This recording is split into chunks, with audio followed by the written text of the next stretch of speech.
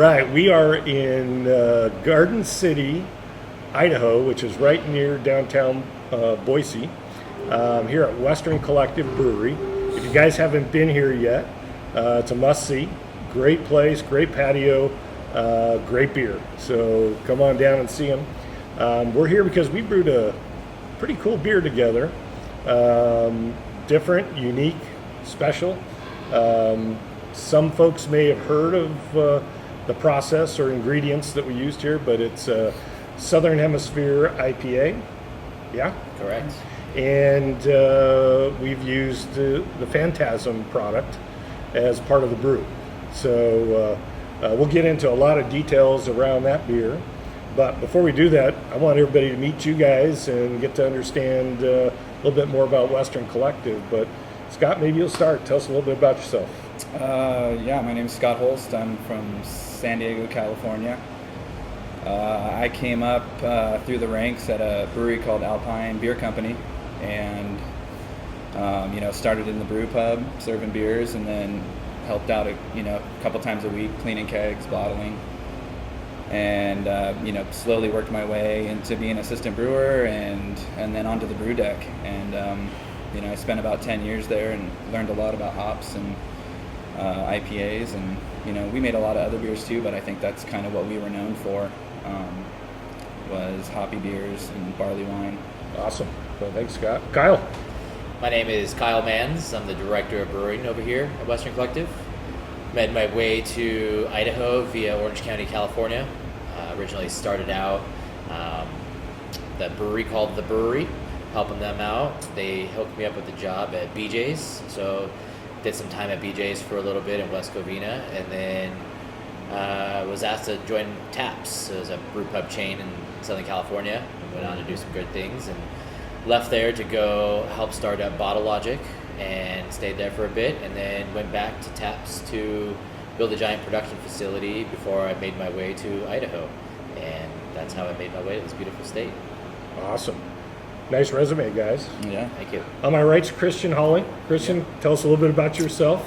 My name is Christian Hawley. I'm the executive of sales for Mill 95, handling 5 separate states: Idaho, Colorado, Utah, Wyoming, California. I came out of the brewing industry, or I came out of the agricultural industry and into the brewing industry about 3 years ago, when I started a program over at Central Washington University.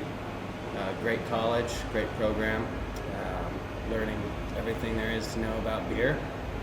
And then I continued down that road on the agricultural side of things, and wound up making a transition over to Mill 95 to help people kind of bridge that gap between hop farms and putting it in the kettle. So. Cool. Awesome. All right. Well, glad to get to know you guys. Tell us a little bit about Western Collective. What's going on here? Yeah, Western Collective is it's a brewery that's been around for, we just had our 3rd year anniversary this past winter, and started out as contract brewer in one of our own brands, and had a separate brand at the same time. So it was Guns and Oil and Western Collective, and we phased out Guns and Oil. Western Collective took over, and Western Collective is just a really cool brand of products. We do everything from hazy IPAs to seltzers to wine to slushes to you name it. Tons of fruit products, and just we're in the beverage business, so we do a lot of different beverages. Cool. Well, we're happy to be here, happy to be working with you guys, and happy to making this beer. Super excited about it. This one's going to be, do we tell everybody that's going to be entered into World Cup? Sure, yeah. We're entering it into World Beer Cup in the experimental IPA category as a New Zealand-style IPA brewed with Phantasm, and specific methods of hopping that we did kind of help it make experimental too. So whether it wins or loses, it's a great beer, and we stand behind it. And brewed with almost 100% Mill 95 hops. Almost. Very close. So hopefully this is going to do great in the competition. I'm sure it will. But tell us a little bit about the style of beer, Scott. So we have a New Zealand-style IPA. It's going to be medium to high presence of hops, very medium on the malt character. The bitterness is anywhere from 50 to 70 IBUs. Very drinkable, very clean, and it's got to have those New Zealand characters that you're looking for in a New Zealand-style IPA. But I think what we've done here with the Phantasm, it really, accentuates that Sauvignon Blanc character that you're kind of looking for in a New Zealand-style IPA, alongside of some of the hops that present that same kind of flavor profile. Cool thing about Phantasm is it also produces tropical flavored thiols, and it's kind of a match made in heaven as far as this style of beer. Very cool, very new and experimental. So let's get into the beer a little bit, if you guys don't mind. Get into the hops. So let's talk about. We'll get into the hops, but talk about the malt bill a little bit, if you don't mind, Kyle. What do we got going on that front? So, Kyle, tell us a little bit about the malt bill that we got going on. All right, the malt bill is all Idaho and Washington-based farms. It's based on Pilsner, a little bit of English-style malting on a Pilsner malt from Washington, some dextrin malt, some wheat, and a little bit of caramel malt. And it's really to just help build a decent body without it being too dry, and giving it some malt profile to it that's not just straight hop water. Yeah. So the malt bill, along with kind of the yeast profile, that kind of stuff, you guys are going for more of a heavy style, I guess more mouthfeel. Yeah, I would put this on more of the medium-bodied mouthfeel versus the light or light to medium-bodied. It still finishes around 3 Plato, finishing gravity, where most of our IPAs finish at below 2 Plato. Yeah. So it's definitely not as dry as some of our other IPAs we make, which is a hallmark of that style, of the New Zealand style IPA. So we did have to classify and designate our style of beer for the experimental base. So we did have some guidelines to stay between. We had to stay between a certain amount of IBUs, a certain color, a certain starting gravity, finishing gravity, and a certain body profile that they're looking for. So it's definitely a different IPA recipe than we would normally brew. But I think that some of the hops and the Phantasm and the tropicalness really cuts through some of that perceived mouthfeel. Mm-hmm. And it would probably be really, really dry and astringent if it was at 1.7, 1.5 Plato finishing gravity, and it had all this stuff in it too. So yeah. So for beer judging and beer categories, there is a southern style or southern hemisphere IPA with all the characteristics laid out for the style. Correct. Yeah, there is a very specific style that you have to follow for a New Zealand style IPA. Is actually the classification of it. And this is in the experimental, because we're obviously putting in the... Yeah, and the experimental category is fairly new. It's a few years old. Originally started out for like the brute IPAs and these offshoots of IPAs. Mm-hmm. And really, you couldn't really put this in any category without it getting nicked or dinged for something. It's a little bit different than a New Zealand style IPA because it has the Phantasm and these different flavor compounds. And frankly, we used a yeast that's traditionally a hazy yeast on it. So there's more experimental actions going on with this beer in terms of the way that we produce the beer is really the experimental part of it. And you declare your process too. So not only do you give the base style of beer that you're brewing, but you give the unique processes that make it experimental. Right. Tell us a little bit about Phantasm itself. What exactly is Phantasm? You want sure. to take this one? Phantasm is Sauvignon Blanc grape skins that are freeze-dried and are the major precursor to the yeast that we use. And it produces the thiols. It's actually a conversion that goes on. These grape skins have the compound in them, that when they meet with the yeast, the conversion happens where the compound kind of just switches. The conversion happens, and the thiols that are produced are tropical and give you the notes that you're looking for. So we tossed it in with the big Whirlpool edition, kind of sent it over together with the hops to do their things with the yeast and produce those thiols that we're looking for in the beer. You guys called that a cool pool earlier, though. Yes, we cool that down to 170 degrees. We're trying to not isomerize those hops. We want to send those oils over with those grape skins and get a little bit of biotransformation. Another step we took was adding Nelson and Galaxy into primary fermentation and getting some biotransformation that way as well. Along with this, the ingredients, you've got a unique yeast situation. So tell us a little bit about the yeast we use and why you're using that specific yeast. Yeah, we use a thiolized yeast. Really, that is the key component to this thiolized beer, is that you have to have something that can turn these precursors into actual thiols, and that's the yeast. And so the yeast has been genetically modified to convert those precursors into the thiols. So without that yeast, it would just be a normal beer. Phantasm probably wouldn't add that much component to the beer. It would just taste like a normal beer, and then really it's the yeast that changes this because of the genetic modification. So tell us what the difference is with thiolized yeast. What does that mean? Thiolized yeast has been genetically modified to convert precursors into actual thiols. So these precursors have to come from things such as the hops or the Phantasm, and it's certain precursors that don't get activated until something activates them, and that's where the yeast comes into play. And it's been genetically modified to take these precursors and convert them into the thiols. And the specific thiols that these yeasts work with are the 3MH and 3MM. 4A, I think it is. I have it written down. Yeah. But the 3MP thiols. So it's 3MH and 3MHA. 3MH and 3MHA. Because there's not a lot of people adding hops to the mash, so we want to hear something about that kind of deal from you. I think it's where we introduced the first precursor. You know, you're trying to get them wherever you can. So we ended up adding.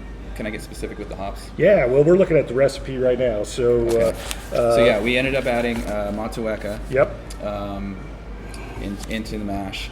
It smelled beautiful. It sent some oils over into the kettle, you know, and they did their thing. So back to the hop addition in the mash, which we said was really interesting, and something we don't see a lot of. But we used Motueka, and tell us a little bit about why Motueka makes sense for this process in the mash. Yeah, what they have really found, these are just brewers and yeast companies and stuff, have found that having hops with a higher mercaptan level, and especially the 3MH in your mash hops, actually adds a significant amount of these precursors to the final product for the yeast to then unlock. So it's the very specific types of hops that are higher in these mercaptans and these 3MH, and with lower alpha acids. You get roughly 30% of your utilization of a bittering hop throw. So, you know, the higher your alphas, the more bitterness you're going to be contributing to your overall finished beer. So keeping the alphas down, but really using a higher mercaptan and 3MH hop, you're kind of limited to a few different types of hops, and it's generally a Cascade or a Saaz, and it just so happens that Motueka is the New Zealand version of a Saaz. Yeah, it's a descendant of some sort, right? Of right. Saaz. So it was only natural for us to use that hop, and it has even higher components or higher percentages of the 3MH because it's already a New Zealand-style hop, or New Zealand hop, and generally the New Zealand and Australian hops have higher mercaptans and higher 3MH. So is that typically just a terroir kind of thing that they found inside the Southern Hemisphere? Yeah, have you ever had a Sauvignon Blanc from California versus That's true. New Yeah. Zealand? It's totally different, and Yeah. it's completely based upon the land. I mean, you could take the same exact grape and grow it in California, and it tastes completely different. So, So 3MH, it's big in yeah, Southern Hemisphere. and that's actually how they found all of this. Is they were realized that Sauvignon Blanc grapes for wines, and actually backing up a little bit, they found that wines were high in these 3MH and these mercaptans and specific compounds, and thought, hey, why don't we try incorporating some of these wine grape skins into a beer, and maybe it'll provide some stuff that'll get unlocked down the road. And so it actually was something that was borrowed from the wine industry. These specific compounds have been known and established within the wine industry for generations, and you're looking for 3MH components of like a Sauvignon Blanc. So it's just only natural that these hops from New Zealand and Australia are high in these compounds. Cool. So let's move to, we did another hop edition. This one's at First Wort. So again, we did Galaxy looks at First Wort. I think we use Galaxy more in the first wort because of the aroma compounds you're going to get from a more of an aroma and flavor hop early in the kettle is going to create compounds that the aromatics kind of stick to. You know, it's kind of the glue of the aromatics for the hops. And Galaxy has a great aroma, so that was our decision on using that. So yeah, good. So next we obviously went into a couple bittering rounds of hop additions in the boil. I don't know, Scott, you want to tell us what we did for bittering side of things? Yeah, we had a 60-minute Pacific Sunrise, which really, to me, when I smelled it, it seems like it should be a dual-purpose hop, but it is a bittering hop. It's a higher alpha, and you know, like I was saying earlier, the beer is supposed to be between 50 and 70 IBUs, so it's a perfect hop for this style to obtain the IBUs we're looking for to get those, you know, bitter units up. All right, so the next edition was the Whirlpool. You actually put in 4 different hops in the Whirlpool. I'll let you guys tell us which hops you put in, but you know, just at a high level, why that selection of hops, and if you don't mind, talk about the Whirlpool, and as Christian was saying, the cool pool. Tell us the temperatures and kind of what you're doing at that point. Okay. So in the Whirlpool, you know, we threw in 4 hops, some of them being more flavorful and aromatic than others. But basically, I think just smelling the hops that we had to choose from, we compiled the combination of hops we wanted to use. The flavor profile of all of them is awesome and perfect for the beer to produce the precursors we were looking for as far as flavor. Nelson Sauvin and is pretty much the heavy hitter in New Zealand, and Galaxy's a heavy hitter in Australia. We kind of put those together to create a flavor profile that would be super Southern Hemisphere. One of them being more on the Sauvignon Blanc side, one of them being on more of the tropical side, and I think together they were perfect precursors for the thiol, the production. And then Motueka and Rawaka are 2 of my favorite New Zealand hops. I have a lot of experience using those hops. They kind of vary from year to year, but this year in particular, they were fantastic. And I think together with Nelson and Galaxy, produced exactly what we were looking for. But tell us a little bit about the Rawaka that you were really like. Yeah, I was the one that was really going after the Rawaka. I'm a huge fan of Rawaka. I think the oil content has been pretty high on some nice Rawakas over the past couple years, and it's got great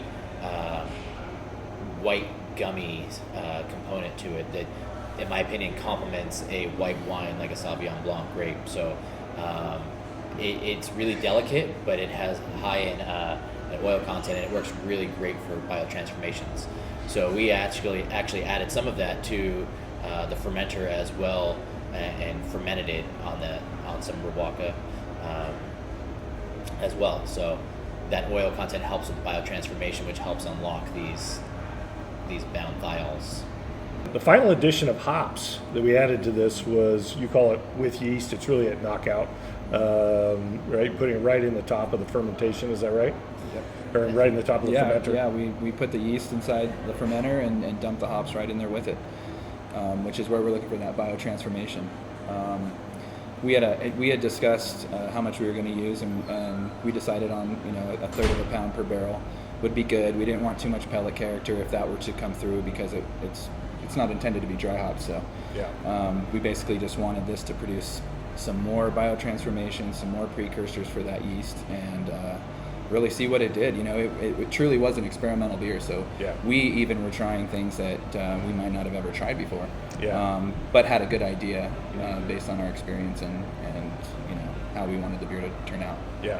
So at that temperature, you're already at knockout temperature. So we were probably at 60, 55 Fahrenheit. We fermented it at 70, I believe. So so we came in at 70. Yeah, we pitched it at 70. And at 70, obviously we're still kind of in dry hop temperature land in some ways, right? But it's the fact that you're getting the biotransformation that's meaning it's not dry hopped at the end of the terminal. Correct, and a lot of the fermentation scrubs the pellet character out of that. And we use a small enough amount that it wasn't going to come off like a dry hop character. It was really just to accentuate stuff. Especially from the last time we did this, we knew that the dry hop really turned the beer in a different direction, and we were not looking for that. So the final hop addition was basically right after knockout. Right at you call it with yeast, so right at yeast addition. So we're at a much lower temperature at this point. I think we, by the time we're through the heat exchanger, we went into fermentation take about 70 degrees. Yeah. So we're adding, at that point, Nelson and Galaxy. Yeah, so we added a little bit of Nelson and Galaxy with the yeast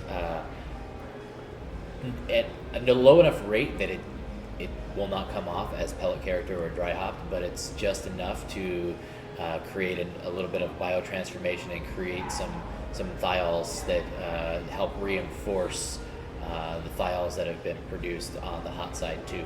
So it's not necessarily just like a full dry hop addition, but just to back up what we've already created, and then the addition of yeast helps to soften that profile too, where a lot of times you get notes of stone fruit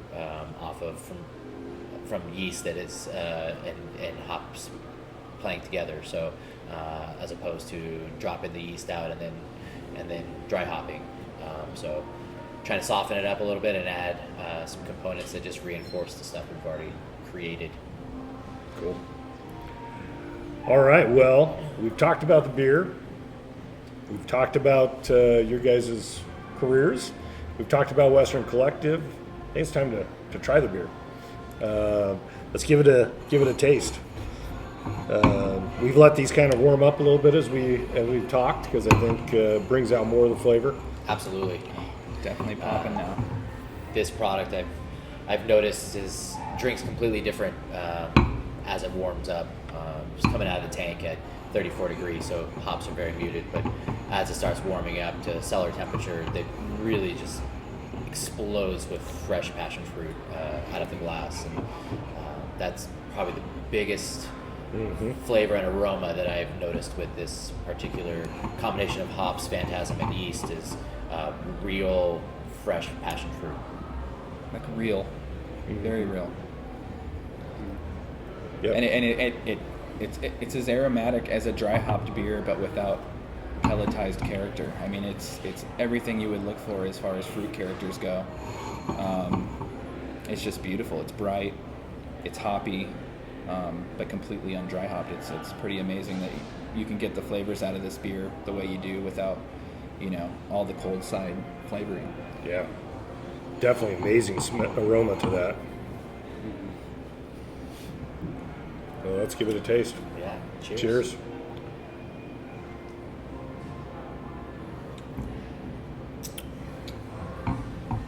Fantastic. No, it tastes great and going to only get better as you finish it up and carb it, all those good things. So great beer, great process working with you guys and learning more about this experimental process. Appreciate everything you guys did and everything we learned in the process. Appreciate the hops as well. Yeah. They were Well, thank you top for of the using line hops as well. Well, thank you. Thank you. Thank you for using almost all Mill 95 hops. They were very nice, and it was really cool to have some fresh hops that had been processed very recently by you guys that were different than some of the hops I've had in the past. That were fantastic, and would love to use again and again and again. So I love the partnership we've forged, and we'll continue to work together in the future. Well, thank you. Appreciate that. Thank you. And we'll be looking, by the way, watching as this all goes through Craft Brewers Conference and World Cup. And good luck to you guys and bringing home some medals on Thank this you one. so much. So, cheers. Cheers.